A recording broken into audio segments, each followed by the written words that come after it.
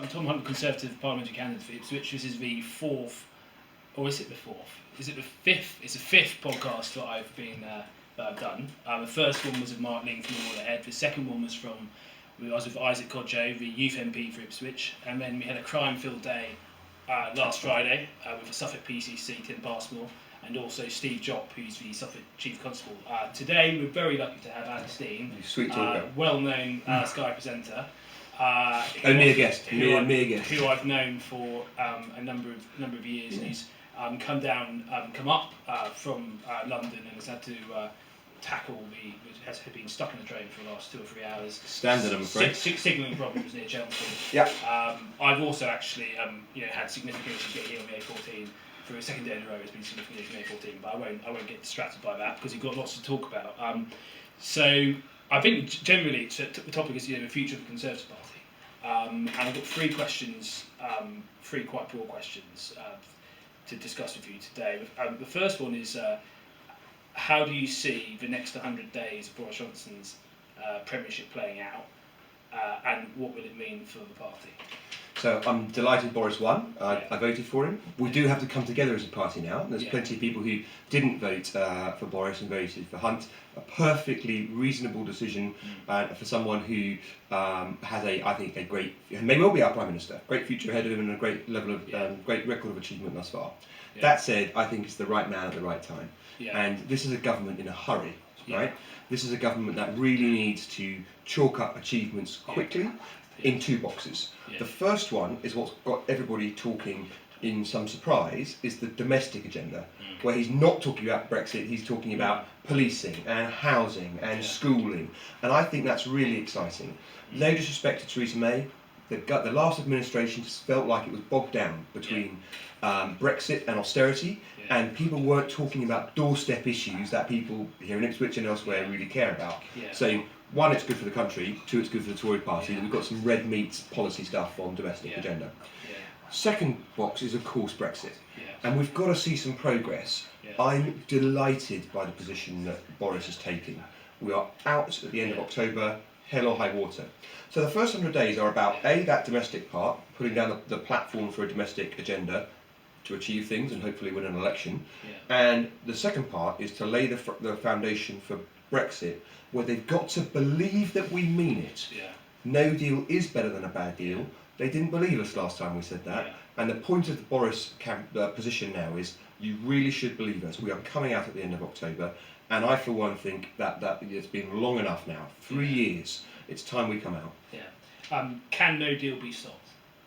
I don't think so. So there are 2 basic options, right? You can do the no confidence route, and you can do the call for an election route. And with the Fixed Term Parliament Act, you need 2/3 of Parliament to go down the attempt to force an election. You can't get 2/3 of MPs to vote for it. So on the no confidence one, I do think lots and lots of Labour MPs would vote for it, but I don't think all of them would, because it's plainly an attempt to stymie Brexit. And whilst there are some Conservatives, sadly, who in my view do the wrong thing and vote against this government, hardly had a chance to set out its stall before voting no confidence in it, I still don't think they'd win. Jeremy Corbyn has shied away from a no confidence vote this week. Why, Tom? Because he'd lose it. So if he's not going to win it now, what's going to change between now and a month's time? So I don't think they can stop no deal. And the point of no deal is, of course, that it's the default position. If you don't do anything, as long as the executive holds its nerve, we come out on no deal basis. Fine by me. But in a sense, though, it's quite interesting, isn't it? Because people say, I've heard it said that if no deal seems like it's a possibility, but actually no deal becomes less likely, there's potentially more chance of a deal. I'm not necessarily convinced by that. But also, in a sense, it's true of an election. In a sense, the more prepared you are for an election, the more your opponents fear you in an election, perhaps that means the less likely an election is. But however, having said that, the arithmetic is arithmetic, which probably would lead to possibly indicates that an election is probably likely to happen, certainly before next May, whether we're able to get Brexit across the line or not. Well, we can't go to the polls before we've left the EU. We've got to settle this question so the British public understands that the government is on track and that we've left. And there is the small issue of the Brexit party coming up on our heels vis-a-vis Brexit. Once we have left the European Union, and I understand why many people are frustrated who have temporarily gone to that party and loaned them their support, Many of them will come back to the Tories once we've actually done this. And frankly, we need them. We need to get over 40% in polls to win a majority government, and to do that, we've got to leave the EU. So just playing hypotheticals here. If Boris Johnson tried to get some significant movement on a withdrawal agreement, failed, was unable to do so because the European Union wouldn't budge, and he then changed tact and said, right, we're going for no deal now, that's going to be, no deal becomes government policy. And if those who are opposing that are successful in getting the numbers they need to bring down the government and win a vote of no confidence, and if the 2-week period that triggers is that can't resolve it, and therefore we have a general election before Brexit is delivered. However, a Leave supporting Prime Minister is seen as sort of straining every sinew to try and deliver sort of like a full-blooded Brexit. Under those circumstances, bearing in mind what we've seen in the Peterborough by-election about the split in the Brexit Party Conservative vote, allowing an anti-Semitic Labour candidate to become the Member of Parliament for Peterborough, what do you think the position of Nigel Farage would be in that election? Technically before Brexit's delivered, but triggered because of the fact that those who are not reconciled to a result referendum have brought down a Prime Minister who has passionately tried his very best to deliver Brexit in its truest form. Yeah, got it. So normally people in my game decline to answer hypotheticals. But because it's you, I will say you have 3 ifs in there, and that's a lot of ifs in a mount up. But the answer would be, if those 3 things happened, and that was the result we got, it would be bad. Right? It would be bad because we'd be going to the country still unresolved on Brexit, and 2 British Conservative Prime Ministers in a row will have undertaken to leave the EU on a certain date. The first one couldn't get it done, and the second one on your time, even on your time, but whilst it hasn't happened yet, would look like it's not going to. It's a very bad recipe. We got very clear instructions to the British public in June 2016. We still haven't done it. So I think Farage's position would be to make hay while the sun shines in those circs, and he would field probably candidates in the majority of seats, if not all of them. I don't see why at that point he would be inclined to do a deal with us. We've got to shoot his fox. We've got to remove the opportunity that they would have to have a clear message at the election. Tom, to be clear, I'm not advocating that we do some grand pact. I want to beat other parties, not join them or have them in a coalition with us. And that includes, by the way, the Lib Dems, having to be going to the coalition with them again. But plainly, a lot of their agenda is the agenda that I, as a Eurosceptic Tory, share. So I want us to deliver and achieve the things that they are crying for, and then them support, believe me, the Brexit Party support will melt away if we finally deliver on what we promised. Yeah, well, I don't disagree with that. I just do think it is a possibility. I agree with you. I think that Boris will be able to deliver Brexit. But I do think it's a possibility that because of those elements in Parliament who are not reconciled to respecting a referendum result, it could be that they do muster the numbers. And I think under those circumstances, and I agree with you, you remain a passionate advocate for the benefits of Britain leaving the European Union.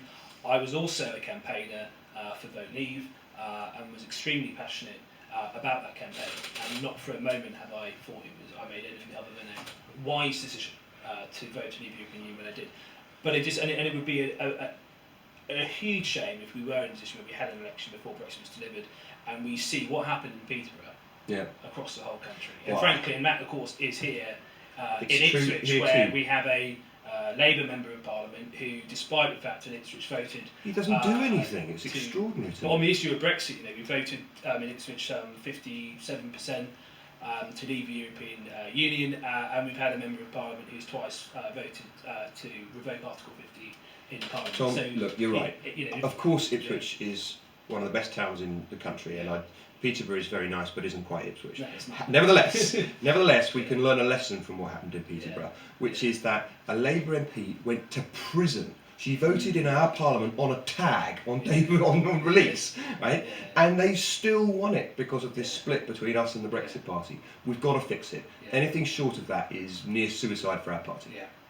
Okay, so second question. What is Theresa May's legacy? I think there's a legacy of a real sincere attempt to take the message that we had in 2016 and deliver it.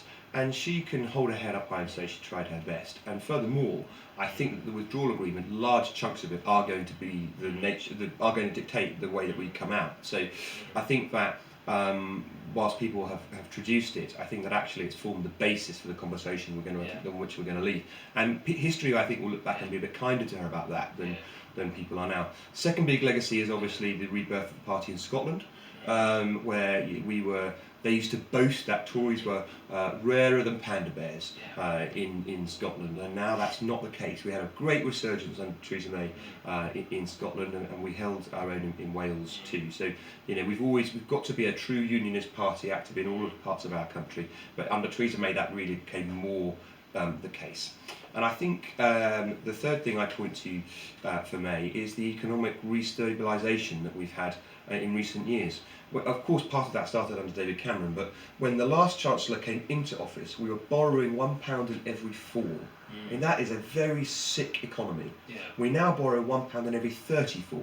That is the remarkable and under-noticed achievement that underlays all of our ability to spend more money on services, to help businesses, to cut taxes, all those good things that we're doing in government. It comes from running the economy well. And that, yes, it began under David Cameron, but it continued under Theresa May. As Gordon Brown shows, that when you transition to a new leader, it can be quite easy to mess an economy up very quickly. And she didn't do that. Do you think possibly the fact that, looking at her attempts to try and secure a withdrawal agreement, and the fact that she wasn't able to get Brexit through under her tenure, do you think part of the reason why that wasn't possible was that because she was somebody who didn't vote for Leave, didn't campaign for Leave, she didn't really feel it in her belly in the way that Boris does say? I am sure we will be nutting out that question for years to come. But actually, I don't think I do think that. I think a large part of it's down to parliamentary arithmetic, and a large part of I genuinely think she tried her earnest best to deliver on what she was presented with. I just think Boris is more likely to get it done because he has this verve and passion and dynamism, and as President Trump said, energy that is really taking off. And I can tell you from Westminster, which just feels so different, the dynamism that Boris has injected into the political system.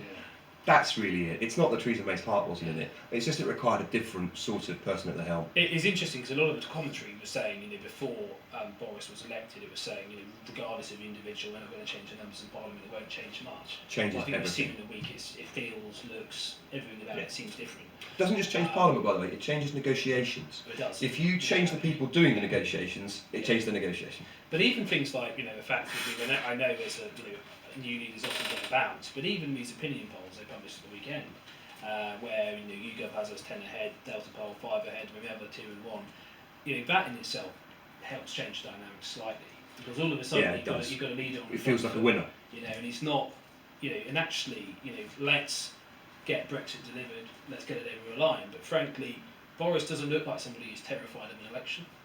No, nor should he be. But as I say, let's get Brexit done, and then not before. Please, not before. Okay, third question. What type of Prime Minister do you think Boris Johnson will be? So I think there are 2 kinds of person in that office. The first is the kind that tries to master all of the detail, tries to do everything, tries to get down into the weeds of every policy. And let's be fair, let's be honest, that was Theresa May. It was definitely Gordon Brown. Thatcher had some of that, but she was far more likely. For her attention was a bit like a lighthouse. It would sweep across and be really fixed on one or a Department of State, and the occupant of it, like a rabbit in the headlights, were quite terrified and would have to panic and do things, and then it would move on. The other kind is the chairman of the board type. Now you can be more or less hands-on, hands-off as chairman, executive or non-executive, but I think Boris is a good delegator.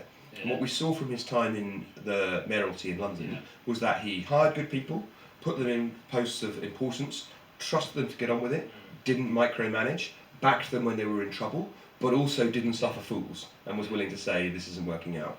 That's the kind of leader we need in this time. And if he's going to monster one bit of the brief, he's already doing it. It's Brexit. So that's good. So at the start of the last general election 2017, there was a feeling that perhaps individuals who had voted Labour their whole life, patriotic, patriotic people who know the value of work, get up, do a day's work, but have historically voted Labour for a variety of reasons. They voted Leave in referendum in 2016, and going into the general election 2017, there's a feeling from many there could be this sort of sentiment change, and all of a sudden, I remember when I was in Doncaster, that wasn't, it was an outside bet, but even Doncaster, the feeling was, you might win that. Yeah, you never know. That was what people thought. And I think that, and it's, and I was out in Chantry at the weekend, which has historically been a Labour voting part of the town, but which voted strongly to leave the European Union. Yeah. I'd be having conversations all weekend, and I talked to the people there about the issues that they care about. I don't just talk about Brexit. Yeah, that's hence my importance of domestic stuff. Yeah. Where, by the way, their view is completely polar opposite from the Labour Party. But they also talk about crime and what they want the approach to crime to be. By and large, it's tougher sentencing, it's support for 20,000 extra coppers, but also support for, caught twice with brain weapon, custodial sentence. Sure. Get 25 years in prison, damn well spend 25 years in prison. Whatever the issue, and you've got a Labour Party at the moment led by somebody who, in my view, detests many of the values that they care about, feels the need to apologise for our country the whole time. Yeah. Can Boris do what Theresa May wasn't quite able to do in 2017 and get it so that Chantry in Ipswich, where every other house has a proud Union flag or St George's flag fluttering outside, becomes a Conservative supporting area? Yes. In the same way that Ronald Reagan had Reagan Democrats and Margaret Thatcher had traditional Labour voters, working class voters who voted for her because they believed in her and they believed in a message of aspiration, so too can Boris inspire people who don't normally vote Tory. And so last time I came out canvassing with you, something I urge everybody to do, you get a very good pint at the end of it and you have a good time in sunny Ipswich, tell me and I'll come with you. The last time I came out with you, there was a real sense on the doorstep of, I want to vote Tory, but God, you guys got to get on with Brexit. Yeah. Lots of houses, that was the result, that was the response. And you're not going to get that with Boris. Because this is, hell or high water, damn the torpedoes, we are going to leave the EU. And when he says it, people really believe it. Now that means we've got to deliver it. But he's going to inspire people in a way that, frankly, the last government didn't quite get to do. No. Do you think it will be Jeremy Corbyn who leads the Labour Party into the next general election? Look, every time you write the man off, you're wrong. Yeah. Every time you think you've done Pete Corbyn, you're wrong.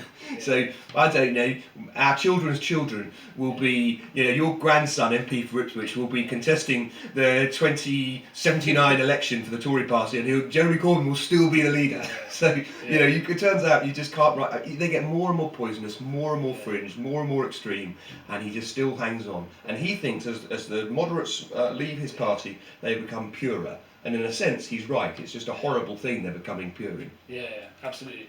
I don't know what's going to happen there, but of course there's no mechanism you can get rid of him anymore. No, and also the other point with Jeremy Corbyn is if he was run over by a bus tomorrow, who's going to be replaced? John McDonnell, great. It's not going to be replaced by Keir Starmer or somebody who's half sensible.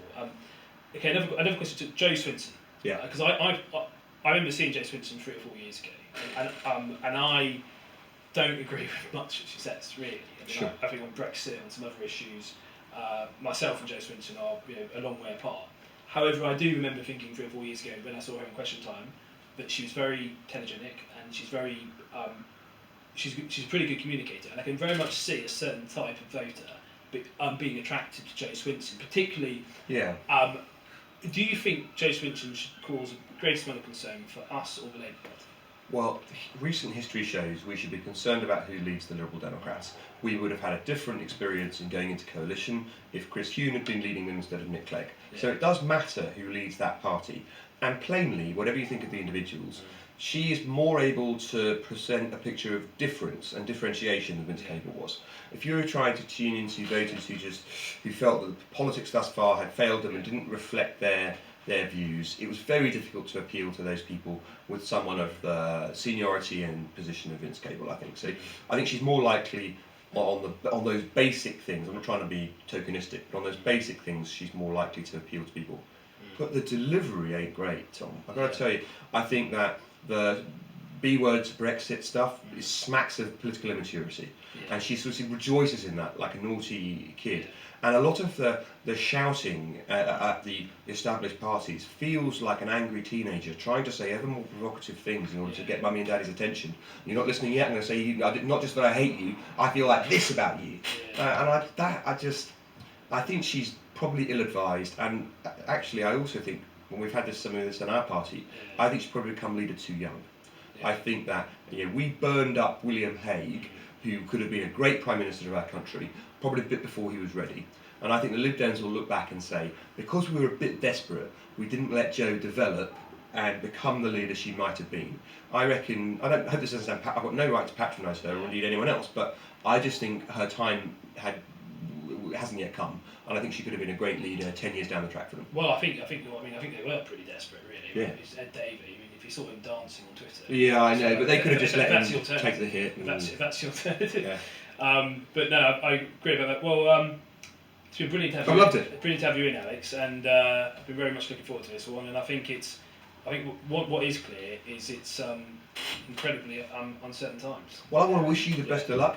Season tickets at Ipswich are now a lot cheaper, sadly. Yeah. So you see more of me around the traps. But in the meantime, good luck. I look forward to campaigning with you again.